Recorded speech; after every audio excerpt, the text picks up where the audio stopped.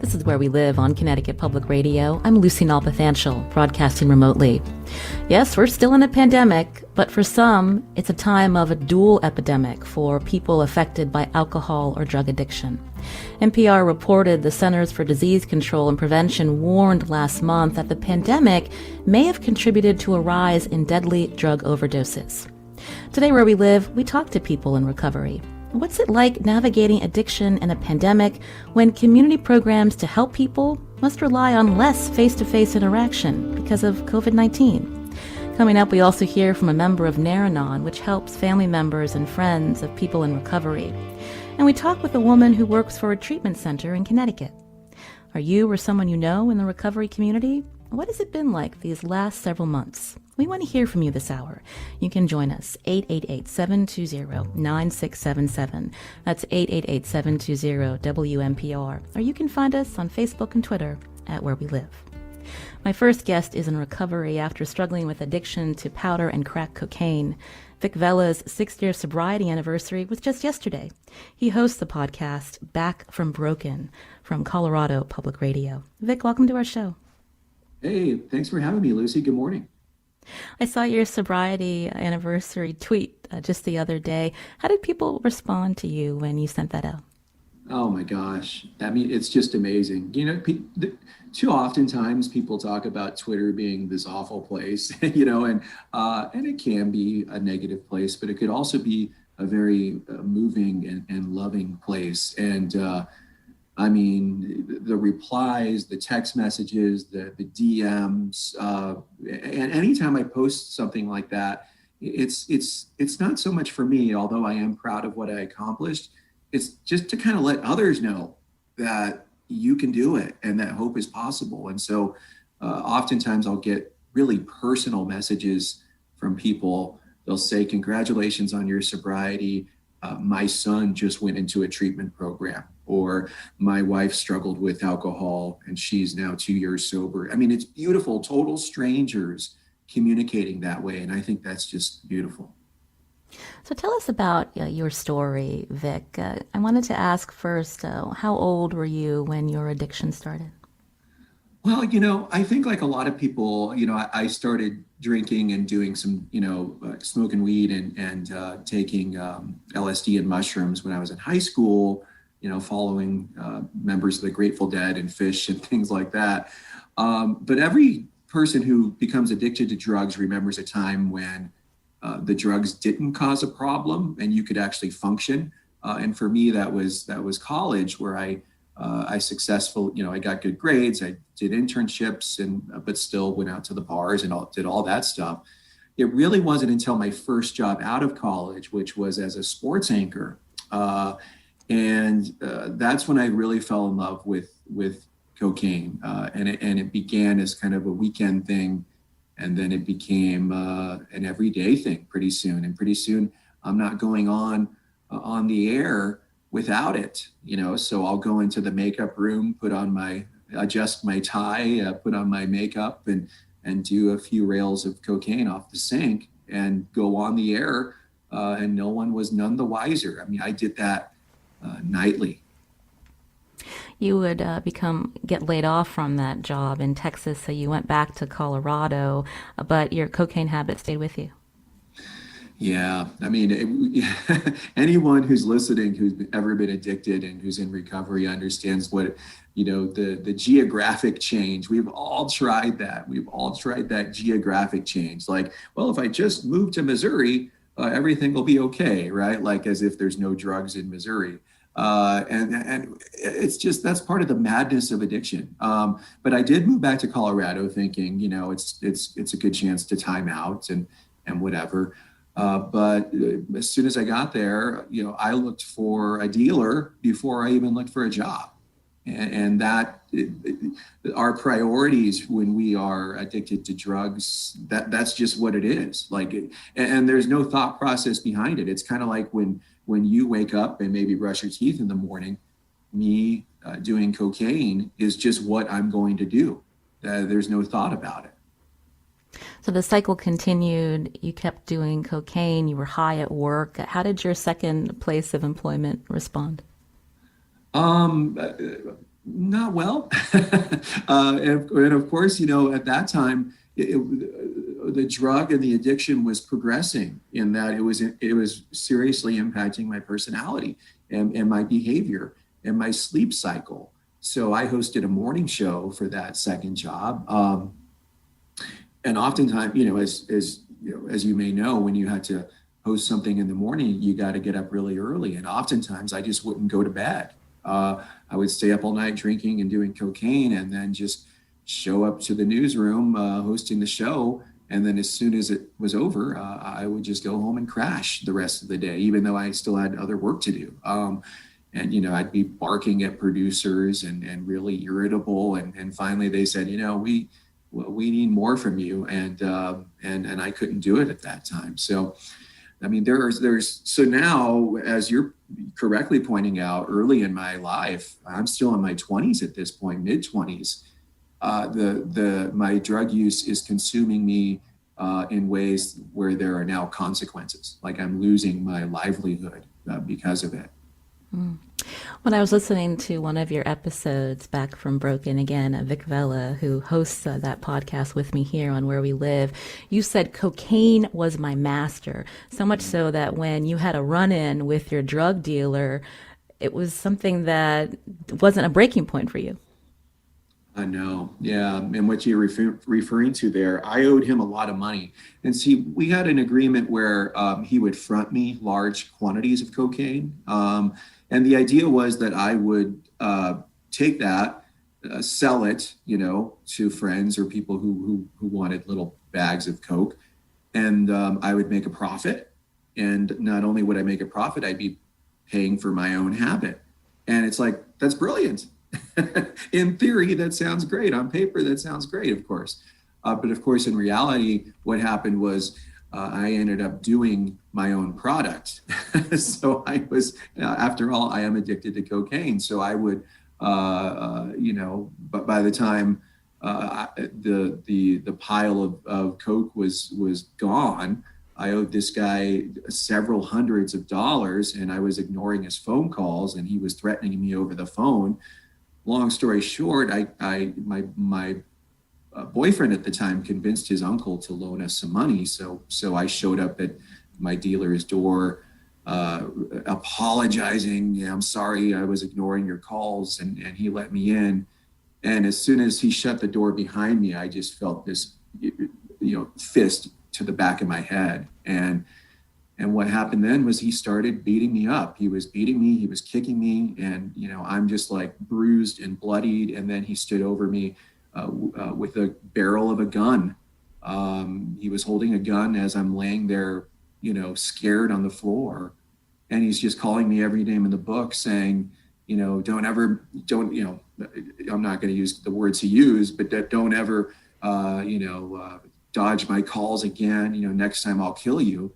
And he, after the moment passed, he put his gun away. He said, okay, no hard feelings. He counted my cash. And as he's counting my cash and as I'm getting up, most people would have just walked out the door and never seen that guy again. Right. But I stood up and I said, so can you front me more drugs? That's the insanity of addiction. I literally just got beat up and I literally just had a gun pointed to my head. And I still want cocaine. So when did you start to take it serious that you needed treatment, Vic? It took a long time. And I think that's something a lot of people can relate to who's ever had struggles with substance use disorder or really any struggle. Over the years, I would kind of take half measures, I even went to a rehab center for 28 days, but I wasn't ready to get sober. So I got high the day I got out. You can put a treatment center on every corner of the block, but unless you're willing to get help, it's not going to do any good. And that's what happened in my case for a long time. I knew I had a problem. I just didn't do anything about it. And then there's consequences, like I mentioned, not just job loss. I was ruining relationships, burning bridges with relationships. I was in financial dire straits because cocaine, was breaking news. Cocaine is expensive, and and so I'm going bankrupt. And there's health consequences too, Lucy. In my case, I was not in the summer of 2006. I was really sick all the time, and I didn't know what was going on. I felt like I had the flu in the middle of summer, and doctors didn't know what was going on until one day one of my doctors just asked me. He said, he knew my history with drugs, and I'm a gay man as well. And he said, when's the last time you got tested for HIV? And as soon as he asked the question, I knew that's what was going on. And when they do the blood work, that they measure a couple of things. One, they measure the viral load, which measures the presence of the virus in your body, and your T cell count, which is your immune system. And the viral load was through the roof, and my T cell count was almost nearly depleted. I was what you would call borderline AIDS, and no wonder why I was so sick. And so, but even that didn't stop me, right? I took my medicine for HIV, but I kept using, and it really wasn't until 2015 when I had enough. The cocaine use progressed from me snorting cocaine for many, many years, and to the point where I did damage to my nose and I couldn't physically snort the drug anymore. So I started smoking crack. And I did that for the last couple of years. I covered the state capitol here in Colorado. So I'm outside smoking crack behind a dumpster and then going inside and interviewing the governor, right? And that's the problem too. You point to things in your life that are going well, and so therefore you can't have a problem, right? Like, I may be smoking crack behind a dumpster, but I just interviewed the governor. Not many people can do that, right? It's the thought process that goes on when you're really suffering is really horrendous. You mentioned 2015, Vic. There was that moment in 2015. You're sitting in your bedroom, you're listening to music, and you've reached that breaking point finally. Who did you call? It was this guy who I made a previous attempt to get sober. He was my initial sponsor, and that previous attempt didn't last very long, but I still had his number. And I was scrolling through my phone. I'm crying on my floor, and I came across his number, and I thought, it's like 3 a.m. I haven't slept in days. I'm broke. I just smoked my last crack rock. I said, I have nothing to lose. I'm just going to give this guy a call. And mind you, he could have, deleted my number. He could be asleep, any number of things. But when I called, he answered, and the first words out of his mouth were, "Hey, Vic, how's it going?" And I just lost it. I was crying, and I said, "Hey, can you take me to a meeting in the morning?" And that was the last time I got high. Mm. I started the conversation, Vic, mentioning your sobriety anniversary just yesterday, 6 years sober.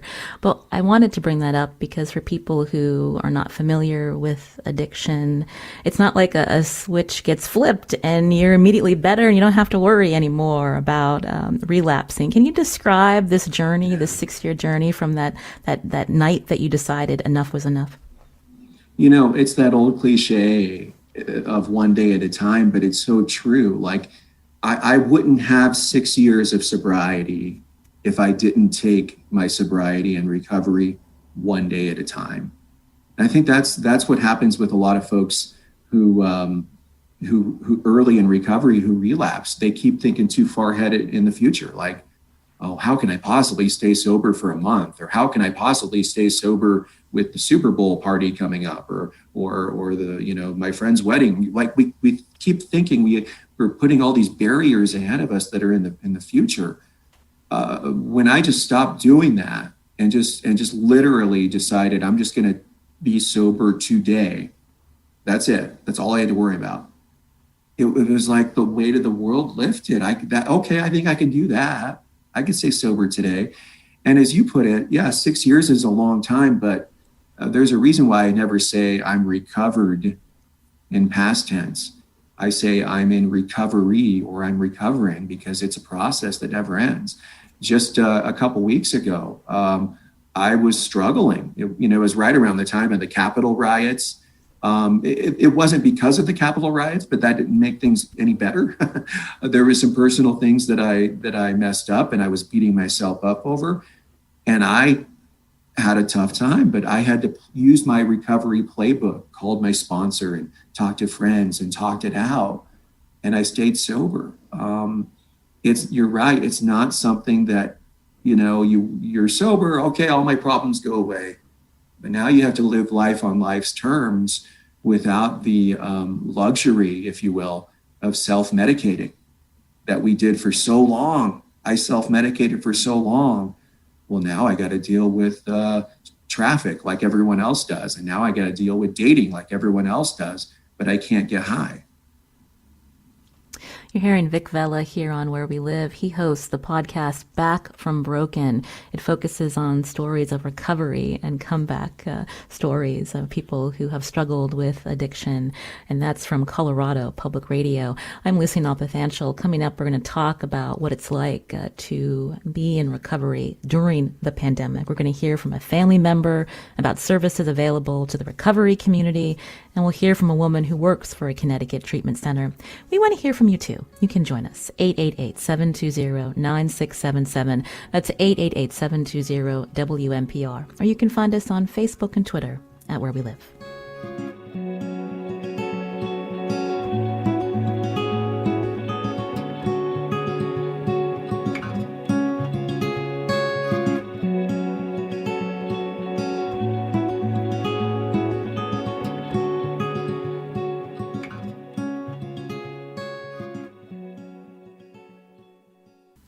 This is Where We Live on Connecticut Public Radio. I'm Lucy Nalpathanchel. My guest today on Zoom, Vic Vela, who is 6 years in recovery. He has a podcast, Back from Broken, as we talk about what it's like to navigate addiction and recovery, especially in the pandemic. So, Vic, what have you been hearing from people you've interviewed, and what has it been like for you when we think about recovery, having that in-person support versus a lot of phone calls and Zoom? What's it been like? Yeah, that's a really good question and an important one too. I think what a lot of people in recovery are missing is that person-to-person connection. So like if you've ever been to a recovery meeting, you greet everyone, you give a hug, you gather around in a circle and they pass out chips. So-and-so has 30 days sober and everyone claps and everyone gives them a hug. And then you gather around, in a circle and say a prayer and then you bond and have coffee.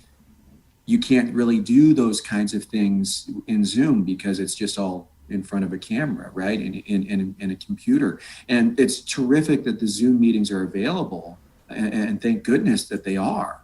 But that nothing can replace a hug, right? And I think that's one of the things that's really missing when it comes to the recovery community right now. I'm not going to lie, a lot of people are struggling through this pandemic. And, not only are we dealing with the pandemic the same way that you are, which is a lot of pain, seeing a lot of suffering, maybe someone close to you, was lost, but we're having to stay sober. And so it's quite a task. And there's some people who aren't doing well and some people who are. It's a little both for me. There's things that I really miss doing, like going and the things you don't think about. Like I would go play basketball all the time, and that may sound trivial, but moving and exercise and sports was one of the things I did when I stopped using drugs, and it helps me in my recovery. And so when you take that away from people, it's really tough. During this pandemic, we've heard from different people and organizations that, this is the moment for telehealth and this is a way that we can connect with people. But if you're someone in recovery, that's not such a great thing. Is that what you're saying? Well, no, I wouldn't say that. I wouldn't go that far because thank goodness telehealth is there. Thank goodness for the Zoom meetings and for the teletherapy and for technology. Thank goodness for modern technology, allowing us to stay connected. I would imagine this would have been a lot harder in the 60s, 70s, or 80s when there was no internet, right? There was no communication mechanism. I'm always looking for reasons to stay grateful. And what I tell my friends who are suffering is don't look at COVID, don't look at this pandemic as a barrier, if you will. Try and look at it as an opportunity. And I mean that in that you're home now more than ever. Try meditating. How many times you would say, well, I would meditate if I wasn't so busy, if I didn't have the time for it. Well, now you do. You're home all day. Now you can, so while there are painful stories of people who are struggling right now, and my heart is with them, there are success stories. I've been shepherding, if you will, a few friends who decided to get sober during the pandemic, and it's wonderful hearing their progress. So if you are struggling out there, don't let the fact that you can't physically go see someone be a barrier. There are resources available right now where you can get help, and it can really be there for you. But is it concerning as well, Vic, when we think about so many people in isolation, when a person may accidentally overdose, that they're alone, that there's nobody there to help them? Yeah, and that's happened. I think, Google any news story and look up overdoses, and pretty much everywhere, they've gone up during the pandemic. And, medical advances, have allowed people to bring others back from the brink, if you will, with medicine, like Narcan. Mm-hmm. But if no one's there to do it, well, that person could be a goner. And and I think that in my case, when cocaine is usually a social drug. Or you do a bunch of cocaine, you go dance with your friends and stay up all night and talk. But as the addiction progressed, I became more isolated in my use. And so instead of being social, I would shut off my phone, close the curtains, close myself off to the world and get high alone. And so for me, oftentimes my default setting is when I think of isolation, I think of getting high. And so then what am I going to do to not do that? And that's, the things I talked about earlier, which is making sure I have a sponsor at the ready, making sure I have friends I can call anytime, meetings I can jump into whenever I want. And again, thank goodness those things are there for me and others. You can join our conversation today as we focus on addiction and recovery in the pandemic. My guest on Zoom, Vic Vela, who hosts the podcast Back from Broken. I wanted to bring into our conversation Alex Helfer. She's Chief Clinical Officer at Mountainside. This is a national behavioral health network that provides alcohol and drug addiction treatment. And Mountainside has centers in the towns of Canaan and Wilton, Connecticut. Alex, welcome to the show. Hi, thank you so much for having me today. I wanted you to respond to Vic's story, especially what he has been hearing from others in recovery in the pandemic, the difficulties of staying connected, but also maybe some of the bright spots, as he mentioned, looking at technology and advances and still in a way to stay connected. Yes.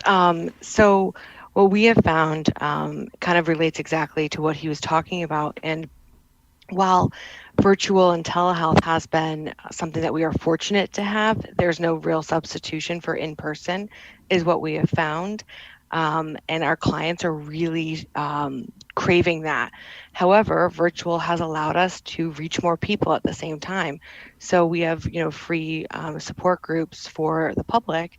And instead of having 4 to 8 people show up at a location, we're able to have 32 to 40 show up at one night. And so there's pros and cons, definitely. But I do agree that there's not a lot of substitution for the actual connection that in-person allows and getting out of the house.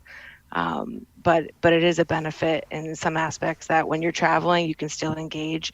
If people are traveling, when you're at home, There's really no excuse to not hop on either a meeting or a clinical session. You don't have much to put much effort into it. So there's pros and cons to both. When we think about the pandemic, more people isolated, more people dealing with stress that they may not have had before the pandemic, whether it's job loss or lost pay, their family members or friends have fallen sick. That can be a lot for people. I'm wondering what you have seen in our state with the addiction in the pandemic. Has it gotten worse? It has definitely gotten worse. And Vic spoke to this about opioid deaths, increasing. And I was on Department of Public Health in Connecticut's website, and it just showed from 2019 to 2020, with the same January to July months, overdoses have increased by 20% in our state. And so the opioid epidemic, which is really a pandemic at the same time, has where we thought we were making progress, in years past, this year has really just set us back to square one almost, with a 20% increase, a huge increase from the year prior. I also notice at our facility, alcoholism rates have increased. We've had a 20% increase of alcoholism being the primary drug of choice that we treat in our detox versus what used to be a 50-50 split with opiates and alcohol. So while opioid deaths are on the rise, alcohol use is also on the rise. When we talk about Mountainside, again, this is a treatment facility. So when someone's ready to check in for a 28-day program, they can come to Mountainside. But what else do you provide, and how has that had to shift in the pandemic because of coronavirus? Sure. So we have a detox facility, residential and outpatient programs, and also recovery coaching. And so we have had to shift just how we allow people even in the doors. And so it adds another barrier, which Vic was talking about, was breaking down barriers. It adds another barrier to people receiving treatment. We have to make sure you're not at risk for bringing COVID into the facility. So we have extra screenings that we do. We do rapid tests right at the door. We have 2 PCR tests before they're allowed into the regular milieu. And so that in general has made a huge shift. And then people who do test positive, we have to figure out services for them without exposing them to other people, as well. And so having someone who's ready to come into treatment and come into detox just to find out in 2 days that they are COVID positive, and they have to go quarantine for 14 days or until they have a negative test, is very challenging. So we've been able to provide virtual recovery coach support, virtual intensive outpatient for those clients, but it's not the same as being in a medically monitored detox facility. There's a lot of services we had to change, including going telehealth completely for our outpatient location in Wilton and Canaan. And then just amending group sizes as the state has allowed in our residential program. We've had to eliminate some services that might increase infection, and it also affects our staff as well. When we think about addiction, again, there's been so much attention on the opioid epidemic because of the number of overdose deaths around our country, including here in Connecticut. But often it seems that alcohol addiction is overlooked. And I'm wondering, Alex, in your perspective as Chief Clinical Officer at Mountainside, are you serving people who maybe their relationship with alcohol was better managed before the pandemic, but now because of all these added stresses, it's become an issue? Yes, I definitely have seen that and feel that, as we don't have as many statistics yet because the pandemic is still ongoing.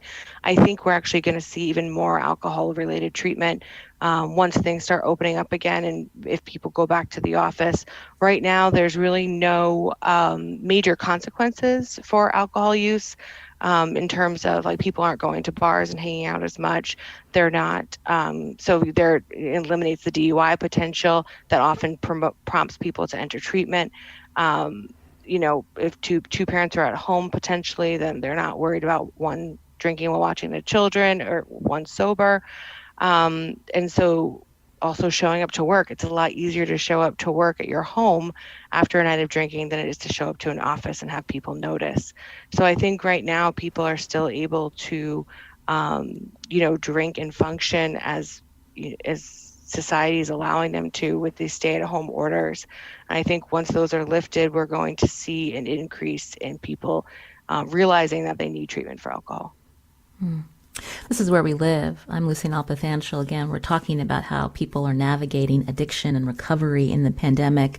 Addiction affects families and other loved ones too. There are groups like Nar-Anon to help people who are supporting loved ones struggling with addiction or who are in recovery. Joining us now is a Hamden, Connecticut resident, Maxine Albert, who's part of Nar-Anon. Maxine, welcome to the show. Good morning, Lucy. Thanks for having me. I was asking Alex about how services, treatment services, and programs have changed in the pandemic, but I'm wondering from your perspective as an organization and a member helping those people who need support because there might be someone in their family or close friend that's struggling, how have you been able to still keep that connection going in the pandemic? Well, similar to what both Vic and Alex were talking about, I just wanted to say I'm not any kind of a professional. I'm just a member of Nar-Anon family groups. But what we have been seeing is that it's very difficult because we also like being live. We like being able to give hugs, as Vic was talking about, being able to comfort family members when they come in, letting them know they're not alone. And it's very difficult to do on the virtual scene. However, I have to really say that for some bizarre reason, the Nar-Anon family groups seem to have grown since the pandemic. There is several meetings that because people don't have to drive, they're able to just log on any time of the day. Nar-Anon is a worldwide fellowship. We're international, so we have virtual meetings all over the world. People can log on to a meeting any time of the day in any part of the world. So they can find that recovery, they can find that recovery and the comfort from family members online. However, it's still not the same thing as in person, but there are people that are finding us because of the pandemic, which is absolutely crazy. Tell me why you joined Nar-Anon, Maxine. Well, I thought I came in because the person that I was involved with was actively using drugs. What I found out when I came in here was that many of my relationships were all affected by the disease of addiction. Coming in here, I thought I was coming in here to help the addict. And what Nar-Anon does is it helps the family member, and we're family and friends. It doesn't just have to be a family member. But we're here to help ourselves deal with loving an addict and knowing that we are totally powerless over helping them, that we cannot get the addict clean until the addict is ready to get clean. That's the only way that can help them. They have to do it themselves. So we're here to help ourselves. We learn how to either live with addiction or deal with the consequences of their actions and not being able to fix them. We keep the focus on ourselves, and there's nothing that we can do to help them. So I came in here because of somebody I loved was an active addict. I stay because the recovery process is all about me today. When we think about support, is the general feeling that families and loved ones of someone who's struggling with addiction, that they are overlooked from society, Maxine? Oh, absolutely. I think that, the focus is how do we get the addict help? Excuse me 1 second. Sorry, I forgot to disconnect my phone. How do we get the addict help? And the bottom line is there's nothing that we can do, but how do we help ourselves?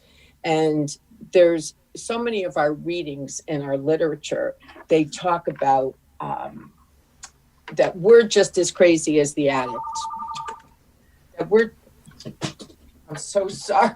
Nobody's That's here. okay. So that we are just as crazy as the addict. And because we're trying to fix and help and take care of somebody else, but we can't. And they do say, I don't know the statistics because it's just not my thing, but they say for every addict, 4 people in the family are affected. But, I'm sure it's way more than that. And I'm sure Alex could probably give you those statistics. However, what we are here to do is to let people know they're not alone. This disease is filled with guilt and shame, not just for the addict, but for the family members. We're like, why is that happening? What could we have done? What are people thinking that we couldn't fix the addict? Why did we allow that when people that are not affected by the disease don't understand that there's nothing that we can do? And until you're affected by this disease and come into or be familiar with the 12-step program, you think, oh, we can fix this, and we can't. Alex, I wanted to get your perspective on that support for family members and other loved ones. I agree with Maxine, that it is often a secondary to to what we call the identified patient or the client's treatment. Addiction is known to be a family disease, and it impacts the family greatly prior to someone getting treatment. And as Maxine was saying, the priority is always getting that person into treatment. And then what is the family left with? The family has been so concerned about that one person in their family that oftentimes there's things that they've missed working on themselves. And so we encourage family sessions in our clinics, and also we have free family support groups, and especially one for spouses and loved ones. And we encourage people to get their own therapist as well. That's not a singular process; it's a parallel process. The family and the client getting their own help and then coming together. Alex, it's a stressful time for everyone when families are stuck at home and they don't have the space that they might have had before the pandemic. And so how is this exacerbated when you have a loved one that is struggling with addiction and you're all together all the time? Have you seen that be an issue? I have seen it actually help people get to treatment faster. That's good. Parents mostly, or even spouses, are much quicker to say, you have a problem, you need to get help, because the tolerance level is just so much lower. You can't really turn a blind eye when you're with them 24 hours a day. Vic Vela, I wanted to bring you back into the conversation because you are someone in recovery. I didn't ask you earlier about the impact on your family. How are they doing? Well, first of all, everything that Maxine said is right, and thank God for groups like Nal-Anon or Al-Anon or other family support groups, because I always put it this way: it's that obviously the addiction was tough on me. It was terrible, but what I put my family through was so much worse in so many ways. Like my mom and dad, those sleepless nights where they didn't know if they were going to get a phone call at 2 a.m. from the morgue or a police officer. That's heck. Living through that is just awful. So thank goodness there are support groups for family members, because again, we can't get help unless we're willing and able to get help. But to answer your question, they're so proud of me, and I love them, and I'm so grateful for the love and support that they have given me over the last 6 years and 43 years. And it's that's the one thing, is that even though we can't really fix someone unless they're willing to get help, but we can tell them that we love them.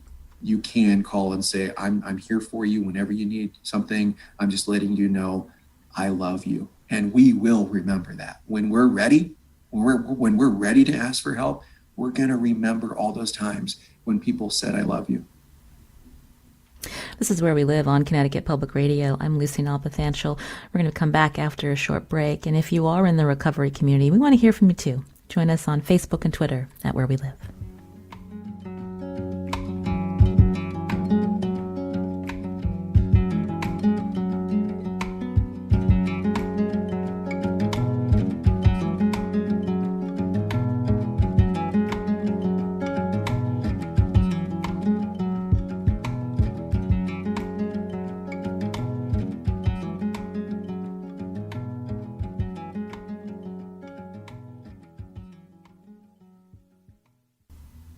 This is Where We Live on Connecticut Public Radio. I'm Lucy Nalpathanchel, broadcasting remotely. We're talking about addiction and recovery in the pandemic with my guests on Zoom, Vic Vela, the host of Back from Broken, a podcast about recovery and comeback stories from Colorado Public Radio.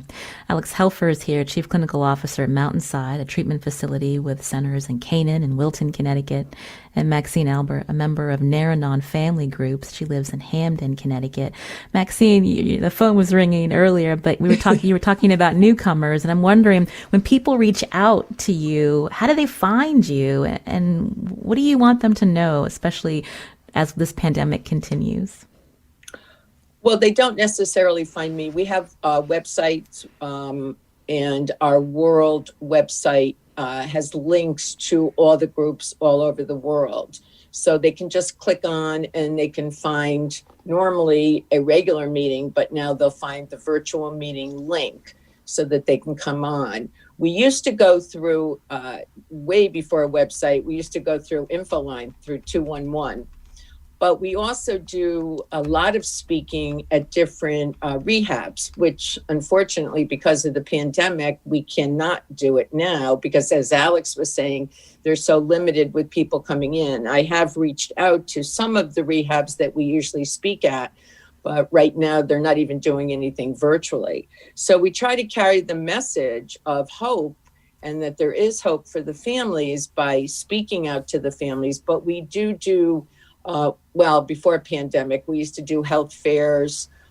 We have a big community from Narcotics Anonymous in Connecticut, at least, that's very embracing to Naranon.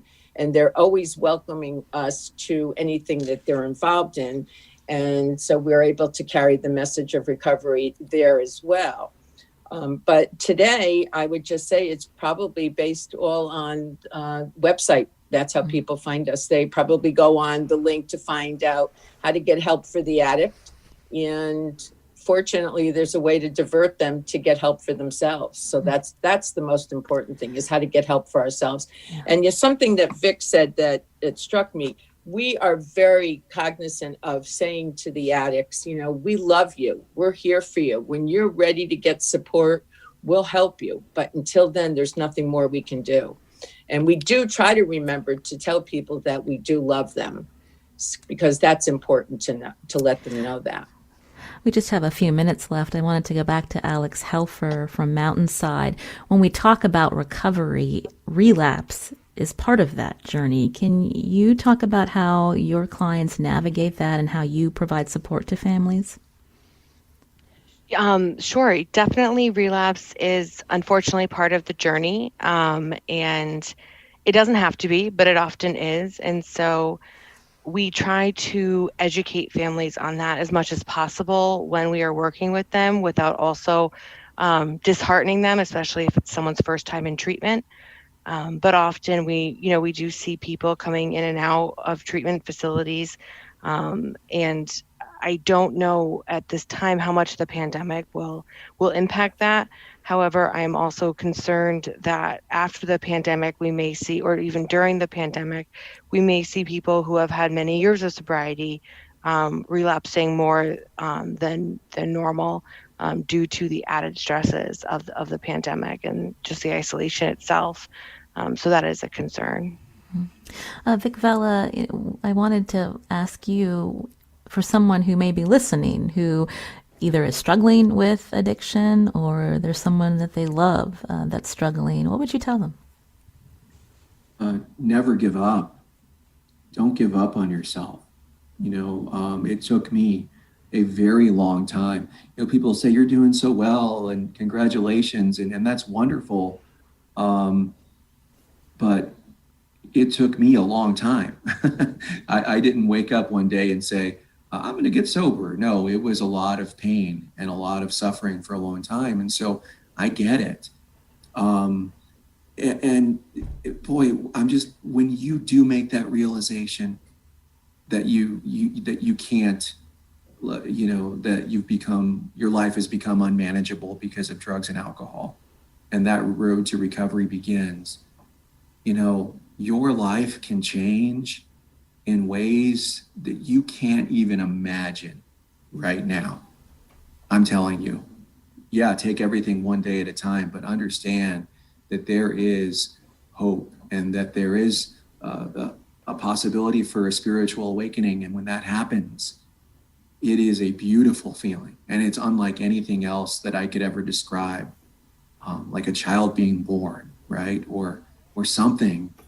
And in many ways, we are reborn when we start over, because I'm learning how to behave in the real world without drugs. So in many ways, I'm kind of a kindergartner still, right? Just learning right from wrong. But I'm telling you, don't beat yourself up. We all are broken from time to time. We all need help from time to time.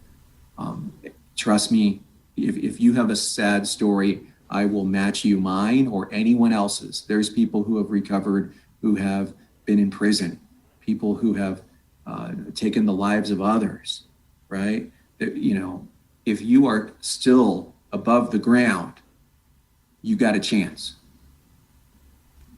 You talk about everyone being broken in some way or the other, and I thought that was so powerful listening to your podcast, Vic, called Back from Broken, letting people talk about the recovery, their comeback stories. And I really appreciate your time today here on Where We Live, Vic. Hey, thank you. And thanks to Maxine and Alex for your contributions. You guys are terrific. Thank you for what you guys do. That's Vic Vello from Colorado Public Radio. Also with us today on Where We Live was Alex Helfer, Chief Clinical Officer at Mountainside, and Maxine Albert, a member of Naranon Family Groups. Alex and Maxine, thanks for coming on the show. Thank you so much. Lucy. Yes, for thank you having so us. much for having us. It's an important topic to keep discussing. And we'll have some links on our website, wnpr.org/where we live. Today's show was produced by Tess Terrible. I'm Lucy Nalpathanchel. As always, thanks for listening.